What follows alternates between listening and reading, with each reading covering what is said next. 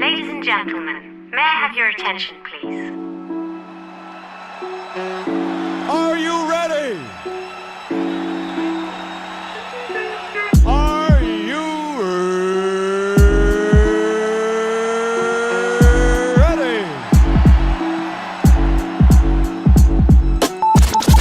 Yo, what up, what up? It's your boy Rubino. And this DJ in the building. And you listening to the UpNUp Podcast. Yeah. Wait, what are we doing? I don't know, just listen. Yes. What it do? Welcome. This is the UpNUp Podcast. I'm your host, Rubino. And I'm DJ man. How you doing, bro? Man, I'm good. You good? I'm good. Feeling good? Yes, sir. Feeling great? Yes, sir. For those of you first-time listeners, the UpNUp, obviously, hence the name UpNUp. This platform is created to cultivate the culture. That's one, right? Inspire. And have people aspire to inspire, right? Okay. But no, ultimately, we want to provide a platform for those who are grinding, right? Going towards their visions, their goals, their dreams, never giving up, continuously going after it. And we want to give them that platform to express and share what they got going on, And, the woman to my right is a definition. I'm just say that. I'm just start every show like that. This is the definition of living on the UpNUp. We got DJ Kween Kaysh in the building. Can we round of applause? How you doing?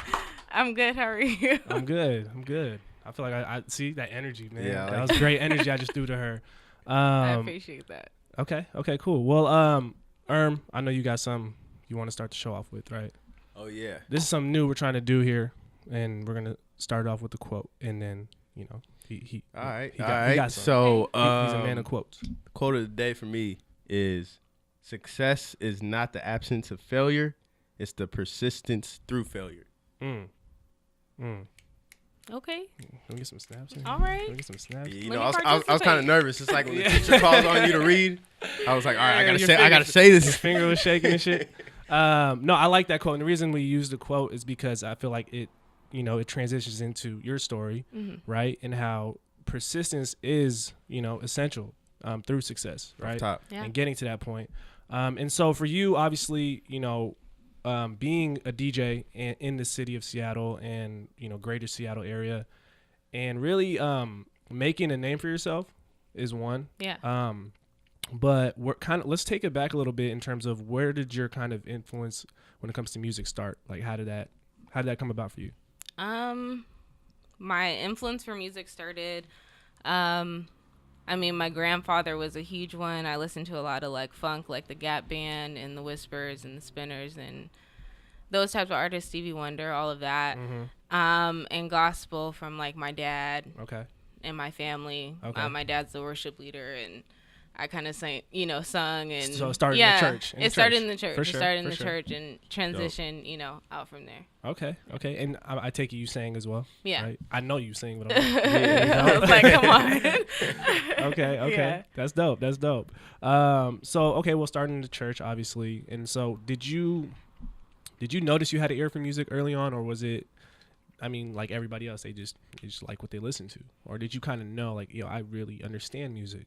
I probably say that I had an ear for music at a young age. My dad was always the type of person to kind of break down beats, always like talk about like listen to the drums or listen to certain pieces, and so that kind of influenced my ear for music, like to listen to kind of certain dynamics of the song. So it's kind of like the science behind it. Yeah, I guess in a sense. Okay. Yeah, because I probably don't know shit about that. There'll be times where I like hear certain stuff in certain songs. I'm like, oh damn, I would never notice that. Yeah, that was cool. Yeah, for sure. You being a DJ, and you being a DJ, you guys probably hear things differently than us normal ears. We probably run through a lot of music. That's why. Yeah, that is very true. Okay, a lot of music. So yeah, I don't know. I feel like, you guys can just have DJ talk. Okay. It's DJ talking.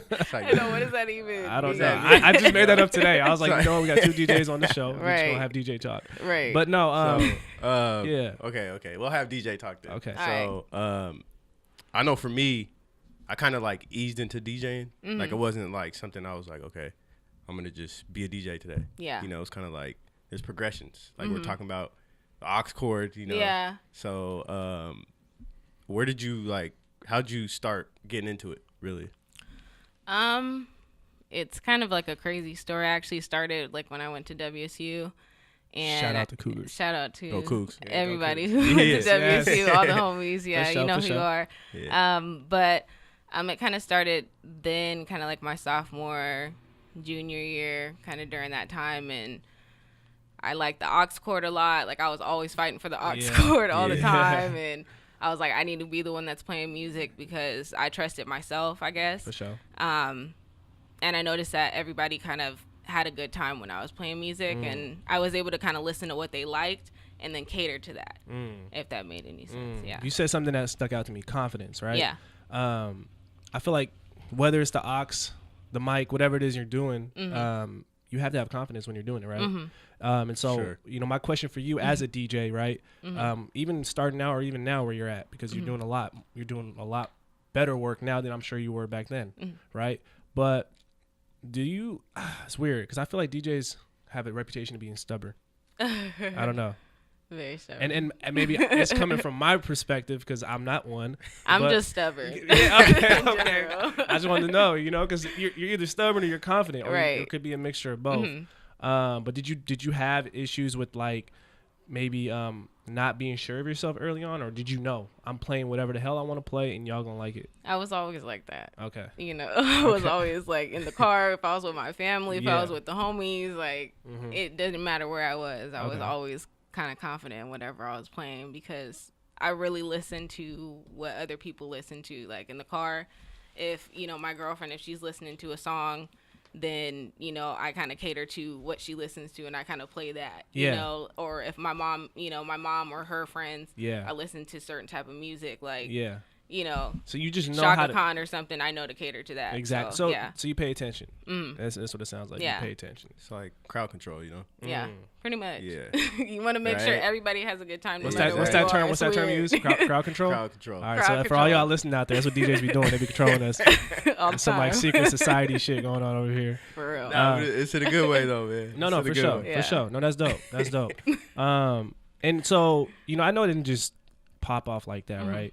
There were some struggles, I'm sure that happened, right? Maybe the aux chord maybe came out one time during the party, and everybody's looking at you like, "What the hell's going on?" Yeah. Or maybe you may not have played the right song at the right time. So I guess, what was it like during your first gig? How was that? Do you remember that? Yeah, very vividly. My first gig was Blowed At, and that was an event that the Blow Up put on. Okay. And there was like Gold Vintage and a whole bunch of other vendors that were there. Okay. And I DJ'd, and I think Gifted Gab DJ'd as well. Mm. That was my first gig, and that was actually when I told Casey Carter. Yeah. That's kind of like, that's my big sister. For sure, she's, for sure. she's looked out for me kind of throughout the Shout out my to her. process. Shout out to Shout her. out to the For real. blow up. Shout out to the Blow Up to the and glow up. Carrick. To the glow up. The podcast. Glow Up, The Glow Up podcast as sure. well. But kind of that was my start, and that was kind of when I told her like I had a controller, and you know, but I had just bought a controller like that January, and I didn't touch it like up until that point. To be honest with you, like I had my friend Brandon. I think I had like one session with him, and he showed me how to transition, and then from there, that's kind of the only lesson I had. Yeah. That was the only lesson I Yeah. had, and I kind of just been rolling kind of with that ever since, and just learning along the way. Okay. Yeah. Okay. So, yeah, no, it sounded like you were excited from the jump, Yeah. right? Is this so? Was there something else that got you excited before DJing, or were you just trying to find something, and when it happened, you just knew? I think. Because music was something that was important to you, right? Yeah, I did a lot of music stuff, especially like in college or high school. In high school, I did like musicals, and then in college, I did a little bit of DJing, and then Yeah. also did the radio stuff as well. For sure. And so that kind of influenced kind of that process. Also singing as well, performing a lot, and Wonderful voice, by the way. Yeah, I thank know. you. Yeah, for sure. appreciate it. Yeah, so I know that definitely like helped you like Yeah. performing and stuff. Because like even me sometimes I'm like I don't even want no mic. I just Yeah. want to chill, play music. I honestly I mean? like touching the mic still is like scary to me. Like Yeah. I'm just like Yeah. I'm a chill, and I'm just gonna make sure everybody has a good time, and people are gonna fuck with it, Yeah. and I'll kind of see their reaction and just Touching. Yeah. So, like, do you guys feel like you have to get on the mic when you're DJing? I don't really think you have to. You know, Uh-huh. I mean, I feel like just me being in parties where like, you know, pretty much everybody's on the mic. Yeah. Sometimes it's like, all right, it's a little excessive sometimes. You know? I yeah. know some Especially if it's a set too, because like Yeah. if you have like a whole bunch of sets, you don't want everybody making an announcement, you know, like or you know, hollering on the mic every single set. It's just I really people just want to hear music and kind of just. It depends on party. where you're at, right? Yeah. It depends on where you're For at. sure. Okay. So all right, so let's kind of take it from there. Now you're in college. Boom.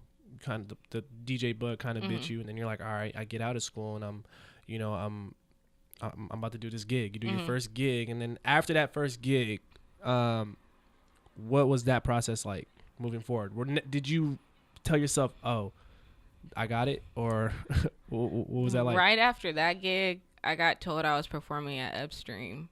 So you got booked. I got booked. You got booked after the first gig. Yeah, at Trinity nightclub.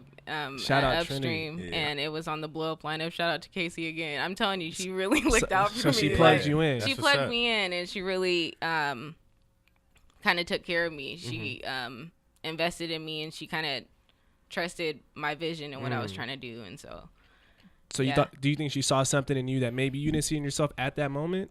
yeah, because I worked with the blow up for like a year before that, so I kind of had a relationship kind of with the music industry in Seattle, the independent music industry. And so I was kind of involved and, kind of met people through there. But then when I started DJing, it's kind of like when I kind of really started meeting people in the music industry that kind of helped me, kind of catapulted me to the next level. Sure. Yeah. Were there like any artists that wanted you to like DJ for them or something? No. If there's any artists watching right now, I'm sure they. Sometimes it'd be having to be like, man, I got a show that I'm like, oh damn, I can't even do shows like that. Yeah, Like, for real. Is it? I guess I don't know. It's weird. Like if an artist hits you up today, say, hey, I'm performing here. I need you to DJ for me. Well, is that weird? I mean, you I know got. artist?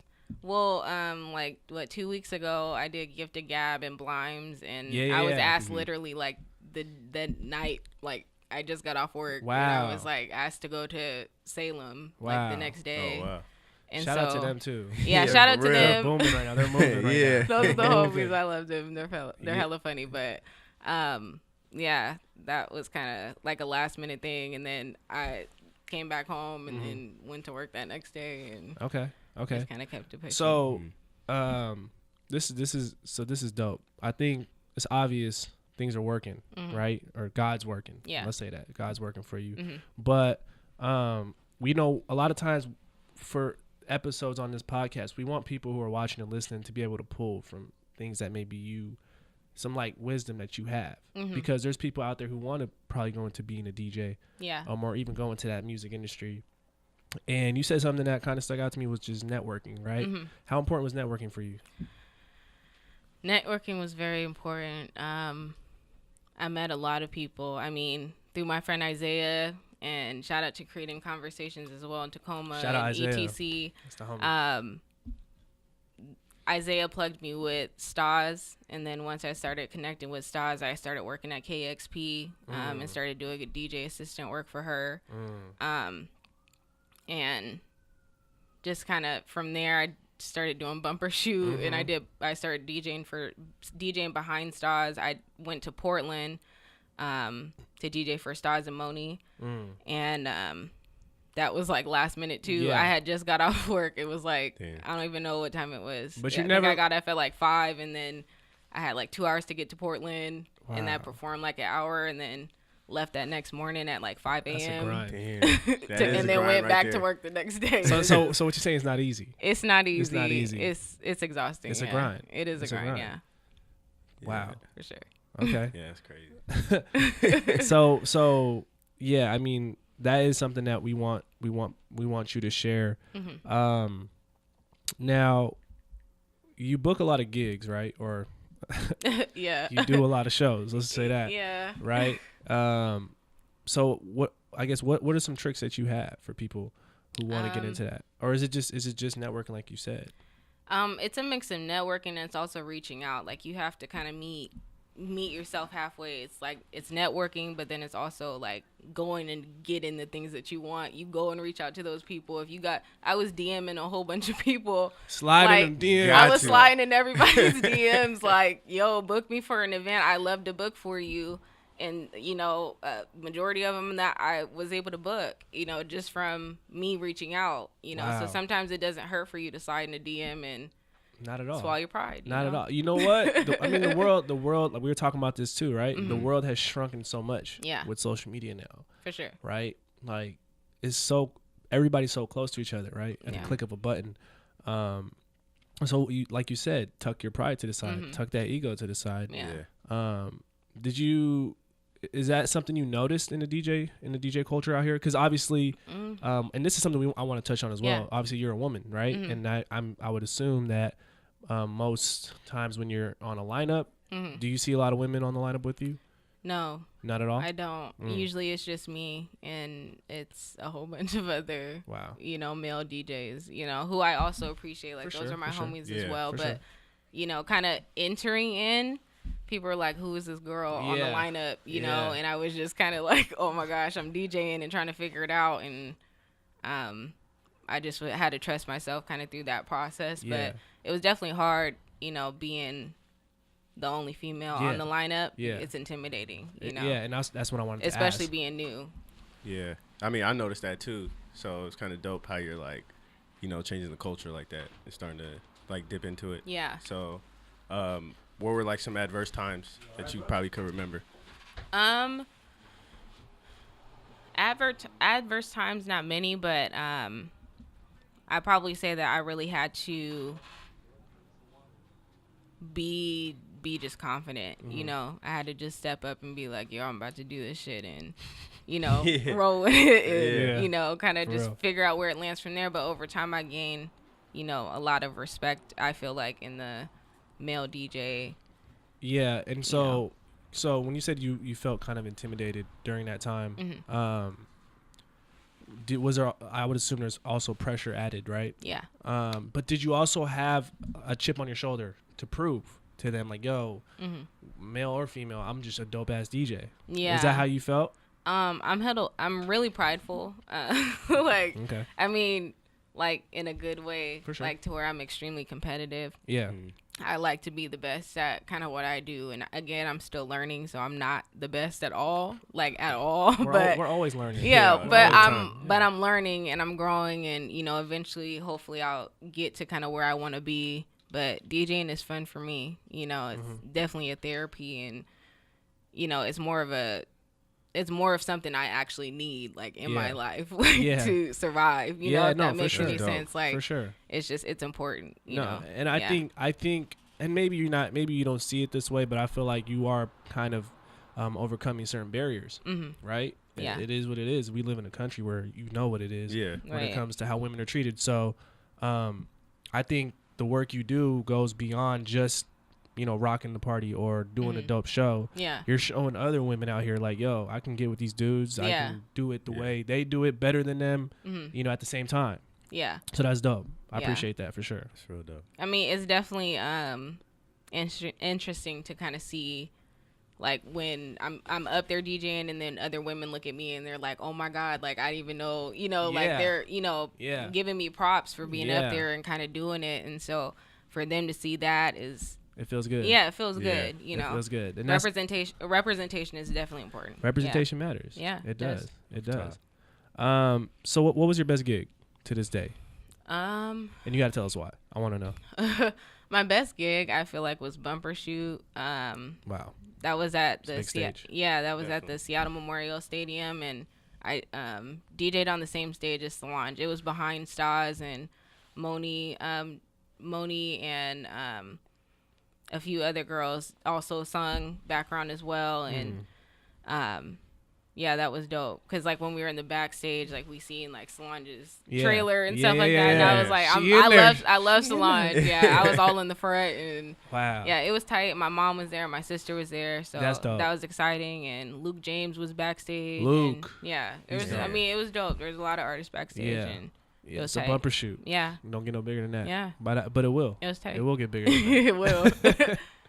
That's That's crazy. dope. Yeah. That's dope. That's dope.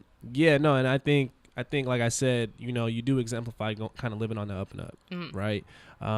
And what that means essentially is you took an idea, right, or you took a passion, which was music, and you found a way to kind of drive towards something greater, right, and build something, right? I think you're building a brand more so than just doing shows. Yeah. Would you say that? Is that a side you're heavily involved in as well, like the branding? Okay. Yeah, branding and marketing.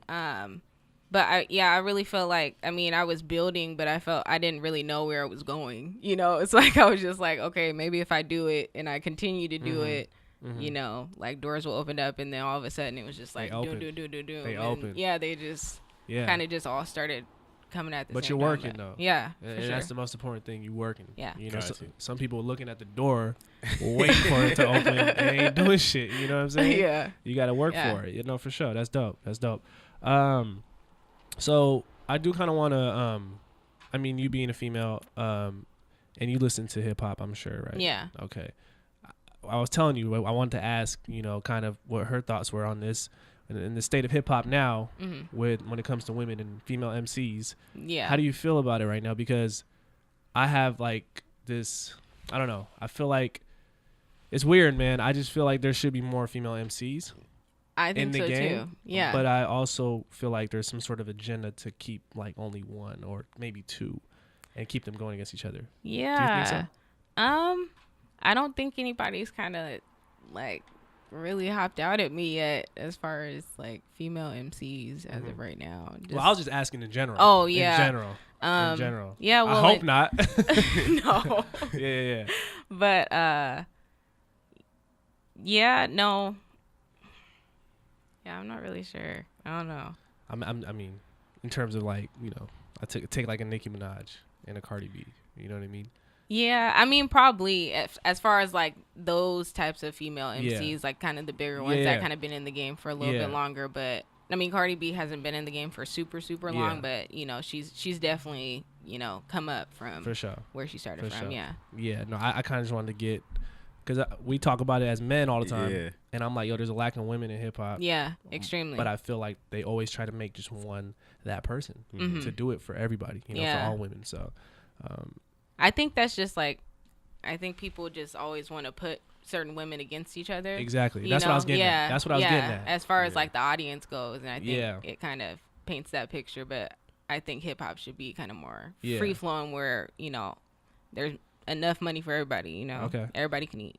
Yeah. So do you have any influences DJ wise? Like any DJs that maybe you looked at since you started DJing that kind of you maybe, I don't know, they inspire you, or maybe they. Yeah. Stas definitely inspires me. I definitely was kind of like watching her journey I was able to watch her journey and definitely be able to talk to her about her journey. So, and she's provided certain opportunities and stuff like that for me. So I'm definitely appreciative of that. So she's definitely somebody I look up to. A lot of the Selection DJs, like once I start listening to Selection, it sounds really crazy, but I really got into like house music and kind of different vibrations of music, different genres of music. I don't think that sounds crazy at all. Yeah, you're supposed to, right? Yeah. So it inspired me and all those DJs. But I have a lot of I follow so many people, so many female DJs, like just so that I can make sure I'm seeing that constantly. So I'm working, I know I'm working towards something. So yeah. Yeah. So you brought up like how you started listening to different genres, right? So like when you have a gig, how do you like prepare a playlist for that? Like you got like certain techniques or certain ways you come about it? Yeah, I love house music. Yeah. And I listen to a lot of trap. So you'll always hear trap. Of course. It don't matter where I'm at. You'll always hear trap. I'll go against the grain for everybody to hear trap. Like, it's just always necessary, but for me, but you're in control. You're in control. Yeah. You're in control. It doesn't hurt one or two, Yeah. Okay. So, so we're talking a lot about kind of, where you're at, and again, I'm always going to try to get back to some those like, intangible messages that you can give people, right? And being that you are going into a culture where it's heavily dominated, male dominant, right? And and that's why I feel like creatively there shouldn't be some sort of gender bias. Because you're creating, right? Yeah. Right. It's coming from it's just coming from a place where there's no divide, right? But has there ever been an instance that you can recall, like maybe some shade thrown, some sub messages, or something that happened where you're like, yo, that was kind of shady, but I'm gonna let it slide though. You know what I'm saying? Yeah. And it's more so not even to kind of, give it attention, but it's more so just to say these things exist, in the culture. I mean, there was an instance where, I did feel like I wasn't paid a certain amount. Okay. And I had to kind of connect with, the other person that was DJing on lineup and ask, how much they were getting paid for the same set, and so I had to confront that, and that was hard for me, and that was really in the beginning stages of like my DJing, and so I didn't know how to attack that. For sure. I didn't know how to confront that. Not being paid the same amount, and as somebody who was male on the same lineup as me. And so I mean, part of that comes from just being naive. Obviously, like when you come into something you don't know, there's politics to everything. Yeah, definitely.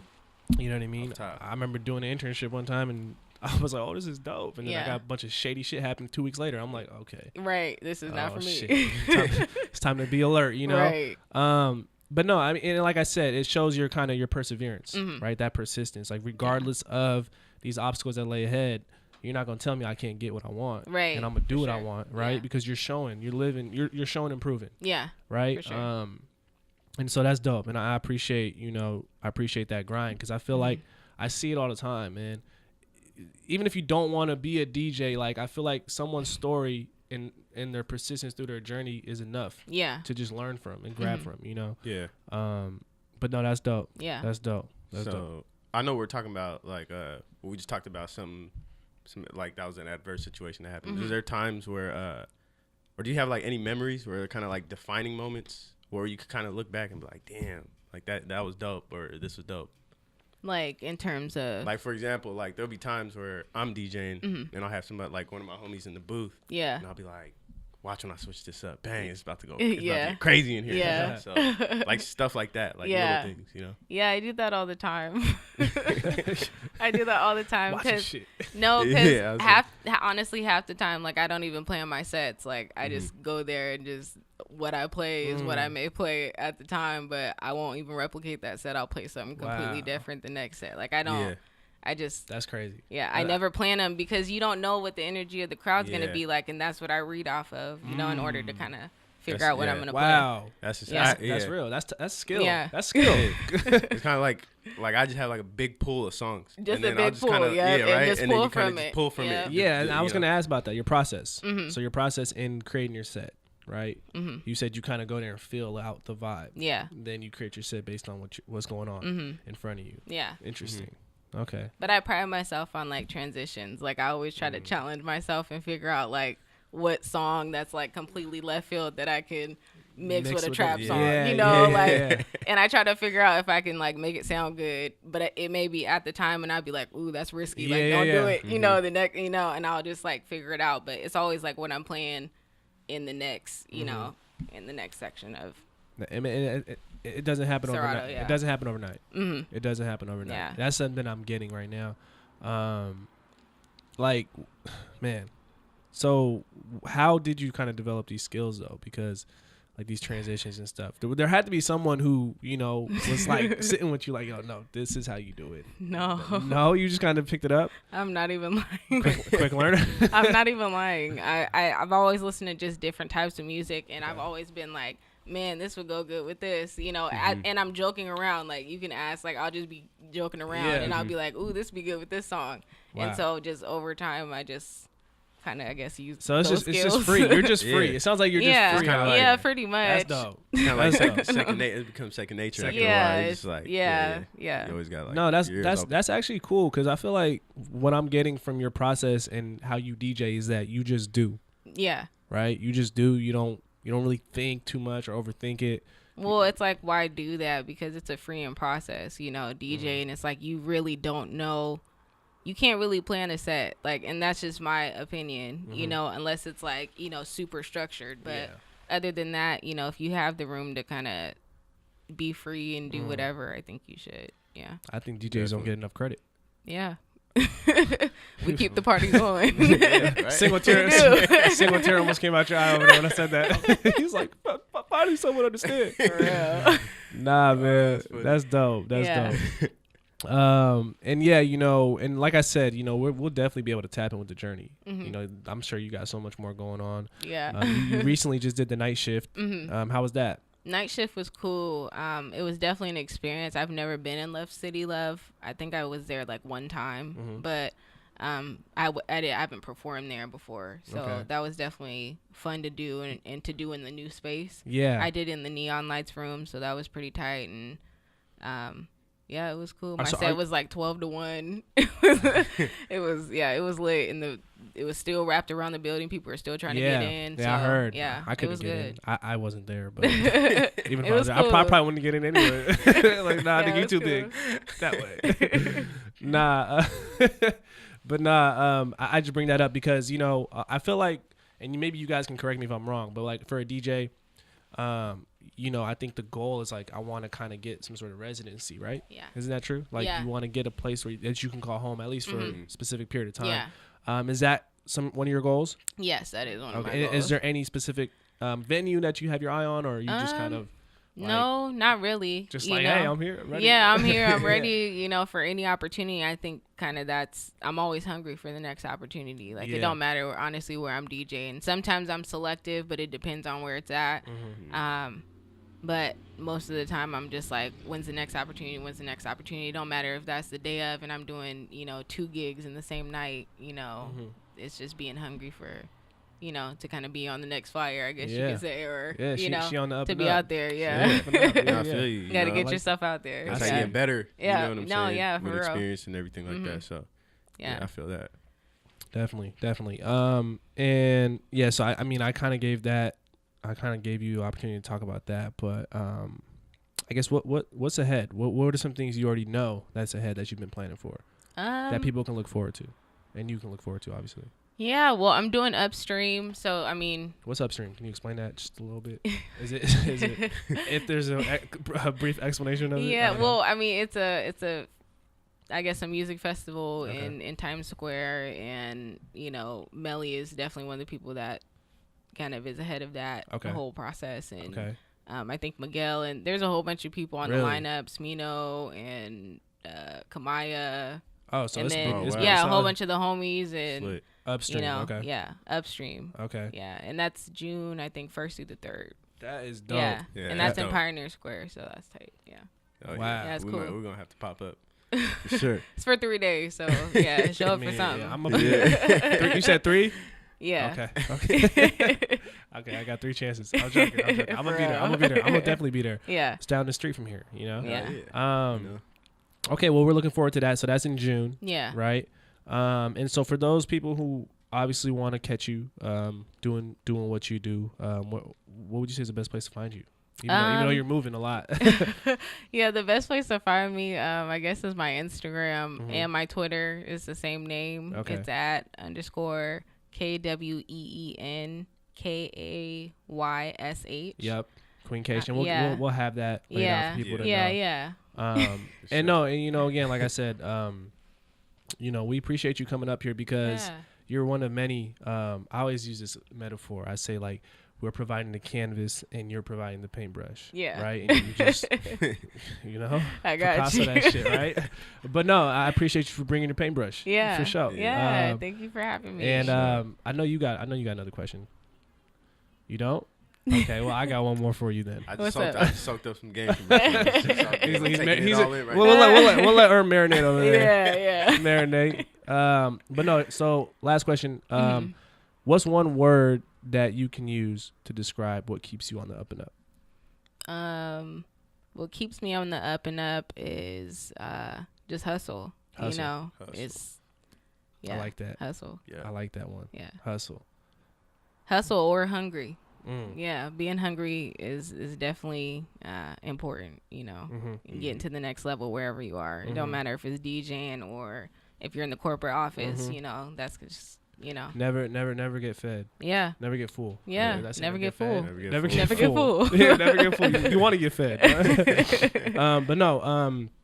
Again, thank you for coming through. Yeah, thank you. Appreciate it. This won't be the first. This won't be the last time. Yeah. I'm sure we're gonna tap in with you please. again. Yeah. And much success to you with everything you got going on. Thank Because you. we've seen the grind. We pay attention from a distance, Yeah. and we wish you the best of luck. And Thank you. Definitely happy for you. Yeah. I'm glad you got into it. Hell yeah. I know it was hella So, random. Yeah. But I don't say the same thing. That's how it happens though. That's how it happens. Yeah. Yeah. No, that's dope. I'm really proud to see that. Yeah, thank you. Definitely. And you're officially a member of the UpNUp. Oh, For sure. well, For sure. thank All right, you. we'll go. Yeah. We're gonna give it a hand for DJ Kween Kaysh. Thank you. Thank you for coming. Thank you. Appreciate it.